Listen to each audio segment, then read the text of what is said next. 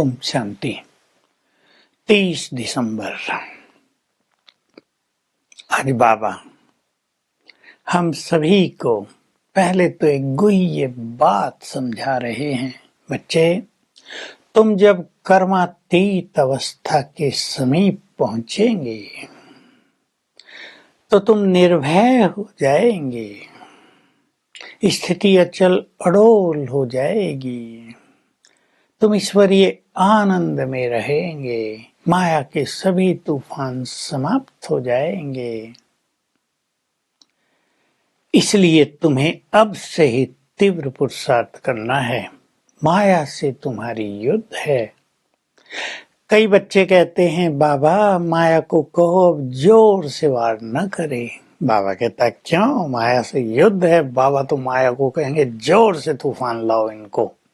अरे दो पहलवान, दो बॉक्सर बॉक्सिंग करते हैं, कुश्ती लड़ते हैं, तो एक दूसरे को थोड़ा ही कहेगा मुझे ऐसे ऐसे न करना। दोनों रुस्तम होते हैं, दोनों इक्वली पावरफुल होते हैं। तो हमें स्वयं भगवान परम सद्गुरु उस्ताद बनकर माया को जीतने की विधि बता रहे हैं। तो बाबा हमें बहुत स्ट्रॉन्ग करना चाहते हैं। ऐसे नहीं कोई समस्या ना आए हम ठीक रहेंगे, माया ना आए हम पवित्र रहेंगे। नहीं, हमको इतना बहादुर बनना है कि जोर से तूफान आए और हम उन पर विजयी बने। यही बाबा कह रहे हैं, तुम्हें विजयी बनना ही है। कल्प कल्प तुम विजयी बने थे। गीत एक बहुत अच्छा बजा करता था उन दिनों, जाग सजनिया जाग नवयुग आया। ये सजनी शब्द सांसारिक सजनियों के लिए नहीं है। भगवान हमारा प्रियतम है, हम उसकी सजनियां हैं।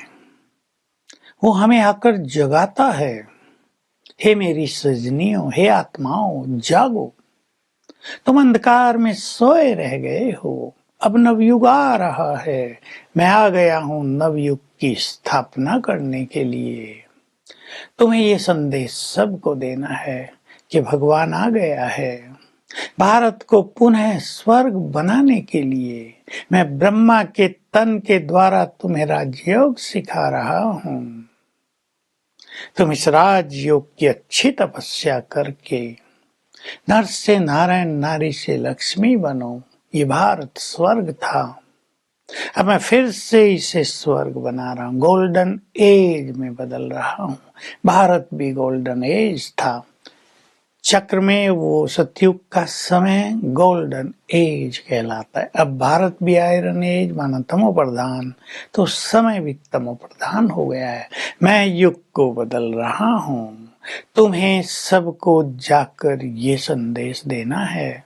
लोग शास्त्रों की बात बहुत करते हैं। तुम बच्चे जब प्रदर्शनी में दूसरों को बहुत अच्छी तरह समझाते हो, कई लोग बहुत क्वेश्चन करते हैं, तुम शास्त्रों को नहीं मानते। पूछते हैं, मानते हो क्या? तुम पढ़ते हो क्या? ये ज्ञान तुम्हारे पास कहाँ से आया है? तुम बताओ कि हमने तो जन्म जन्म भक्ति की है, जन्म जन्म शास्त्र पढ़े हैं, हम जानते हैं ये भक्ति मार्ग के शास्त्र हैं, लेकिन इनसे सदगति नहीं हुई। हम नीचे उतरते ही आए। सदगति तभी होती है जब स्वयं सदगति दाता ज्ञान का सागर भगवान आकर सत्य ज्ञान देते हैं। तो ये ज्ञान शास्त्रों का नहीं है, वो तो भक्ति का ज्ञान है। हमारी भक्ति पूरी हो गई।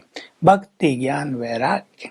अब तुम्हें संसार से भी वैराग हुआ है, क्योंकि वापस जाना है अपने घर, और भक्ति से भी वैराग्य हो गया है। मैं स्वयं आकर तुम्हें ये ज्ञान देता हूँ। बाबा आज बहुत अच्छी बात सिखा रहे हैं।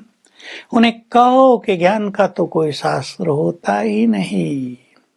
भले ही गीता में बहुत कुछ लिखा है, लेकिन ये सभी शास्त्र तो भक्ति के हैं। क्यों नहीं होता ज्ञान का शास्त्र? क्योंकि मैं ज्ञान देकर तुम्हारी सदगति करके तुम्हें पावन बनाकर मुक्ति धाम में ले जाता हूँ। उसके बाद ज्ञान प्राय लोप हो जाता है, वो कहीं लिखा ही नहीं जाता। भक्ति मार्ग में तुम सभी फिर से शास्त्र आदि बनाते हो भक्ति करने के लिए। ज्ञान मेरे सिवाय तुम्हें कोई दे नहीं सकता है। बाबा आज बार बार ये बात कह रहे हैं, तुम्हें संसार को रास्ता बताना है। जैसे मैंने तुम्हें रास्ता बताया है, तुम्हें संसार की अनेक आत्माओं को रास्ता बताना है। और सबको बताओ, बहुत उमंग से बताओ कि भगवान ने हमें आज्ञा दी है, बच्चे घर गृहस्थ में रहते हुए पवित्र बनो, कमल फूल समान पवित्र बनो। तो तुम पवित्र दुनिया में चले जाओगे, तो मुक्ति धाम में चले जाओगे। कोई भी आत्मा बिना पवित्र बने मुक्ति धाम नहीं जा सकती। सन्यासियों का तो आधा सन्यास है, उनकी आधी प्योरिटी है, क्योंकि जन्म भी गृहस्थियों के घर लेते हैं, भक्ति करते रहते हैं, लेकिन जब तक पूरे पावन न बने कोई घर नहीं जा सकता। मैं ही आकर सबको पावन बनने की विधि बताता हूँ। तुम बच्चे गांव-गांव में जाकर बहुत सेवा करते हो। बाबा की इच्छा होती है गांव-गांव में अच्छी बच्चियों को भेज दें ताकि सबका कल्याण करें। लेकिन बाबा के पास भी हैंड्स कम हैं, लेकिन बच्चे बहुत अच्छी सेवा कर रहे हैं। गांव-गांव में जाकर बच्चे प्रश्न पूछते हैं, बाबा हमें शादियों में जाना पड़ता है, रिश्तेदारियों में कहीं ना कहीं कुछ खाना पड़ता है, तो बाबा कहते हैं बाबा से राय पूछा करो, बाबा तुम्हें अच्छी राय देंगे। क्योंकि तुम मिनिस्टर के से मिलने गए हो और वहाँ चाय नहीं पिएंगे तो मिनिस्टर नाराज हो जाएगा। हाँ, तुम युक्ति से कह सकते हो कि इस टाइम हम चाय नहीं पीते, तो वो नाराज नहीं होंगे। संबंधियों में भी जाते हो, कुछ नहीं खाओगे तो वो भी नाराज हो जाएंगे, फिर वो तुम्हारी बात भी नहीं सुनेंगे। इसलिए थोड़ा कुछ ले लेना चाहिए। तो इस तरह बाबा हम सभी को बहुत अच्छी बातें सिखाते हैं मुरलियों में, ताकि हमारी स्थिति भी महान बने और हम अपने घर गृहस्थ में रहते हुए सबसे तोड़ निभाते हुए जीवन को सुखी भी बना सकें। वरदान है, स्वस्थिति द्वारा परिस्थितियों पर विजय प्राप्त करने वाले अव्यक्त स्थिति के अभ्यासी भव। अगर हमें अव्यक्त स्थिति में रहने का यानी आत्मिक स्वरूप में रहने का अभ्यास हो जाए, तो बाबा कह रहे धर्मराज की अदालत से बच जाएंगे। ये आदत तुम्हें उस अदालत से बचाएगी। स्थिति श्रेष्ठ होती है तो परिस्थितियों पर सहज विजय हो जाती है। इसलिए पुराने स्वभाव, पुराने संस्कारों से, पुरानी दुनिया से तुम्हें बहुत वैराग्य चाहिए, और ये जो अभ्यास है इसको आदत बना दो आत्मिक स्वरूप में रहने का, तो सहज ही सभी परिस्थितियों को पार करके विजयी बनते चलेंगे। स्लोगन है, हर कर्म में स्वयं को करनहार समझकर चलो। बाबा करा रहा है, हम कर रहे हैं, तो किसी भी कर्म में थकान नहीं होगी। तो आज हम उपराम स्थिति के लिए चिंतन करेंगे। माया पर हमें विजयी बनना है, कर्मातीत अवस्था को पाना है, अर्थात अपने सभी विकर्मों को, विकारों को नष्ट करना है। तो आज बार बार परम धाम में सर्वशक्तिवान के पास जाकर बैठने का अभ्यास करेंगे।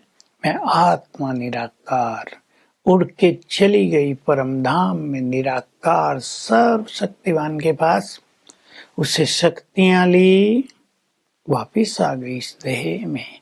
जितना ये अभ्यास करेंगे, शाम तक बहुत हल्कापन, बहुत पावरफुल फीलिंग होगी। Om Shanti. To watch Peace of Mind channel videos on YouTube, subscribe us on youtube.com/tvpeaceofmind. Just a click for a peaceful life.